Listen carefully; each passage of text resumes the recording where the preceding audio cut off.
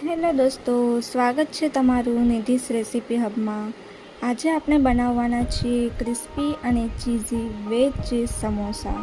સમોસા બનાવવા માટે આપણે સૌપ્રથમ કોબીજ, ગાજર, કેપ્સિકમ અને કાંદાને સમારી લઈશું। ત્યારબાદ આદુ, લસણ અને મરચાંની પેસ્ટ કરી લઈશું।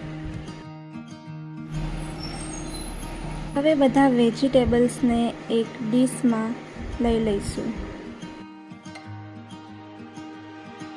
ત્યારબાદ એક પેનમાં તેલ ગરમ કરવા મૂકી દઈશું। સૌપ્રથમ આદુ, મરચાં, લસણની પેસ્ટને સાતળી લઈશું।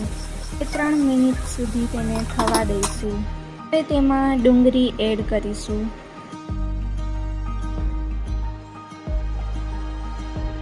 બાદ મકાઈના દાણા એડ કરીશું। કટ કરેલી કોબીજ એડ કરીશું।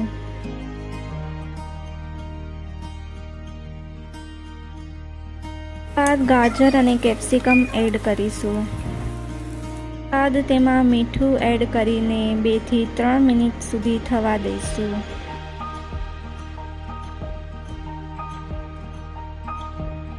હવે તેમાં 1 ચમચી ટોમેટો સોસ એડ કરીશું। તેને બરાબર મિક્સ કરીને 1-2 મિનિટ સુધી ઢાંકી દઈશું। એમાં 1 ક્યુબ જેટલું ચીઝ છીણી લઈશું।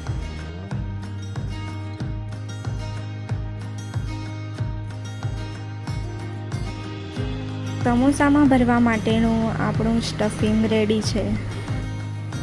સમોસાની પટ્ટીને ચીપકાડવા માટે આપણે એક વાટકામાં ઘઉંનો લોટ લઈ લઈશું। તેમાં થોડું પાણી એડ કરીને મીડિયમ જેવી પેસ્ટ રેડી કરી લઈશું।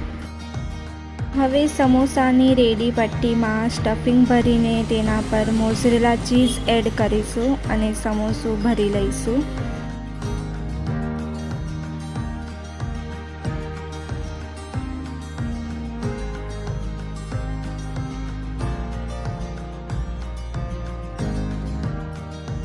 હવે સમોસા ભરાઈને રેડી થઈ ગયા છે, તો હવે એક પેન લઈશું। તેમાં તેલ ગરમ કરવા માટે મૂકીશું।